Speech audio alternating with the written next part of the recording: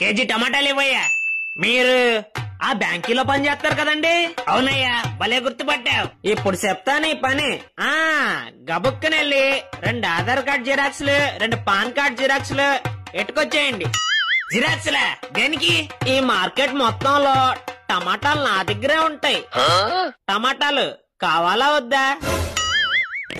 అదిగో తీసుకొని చావు. Very good. ఇప్పుడు నువ్వు గబుక్కనెళ్ళి ఈ కూరగాయల ఫారం ఫిల్ చేసుకురా. కూరగాయలకి ఫారం ఏంట్రా?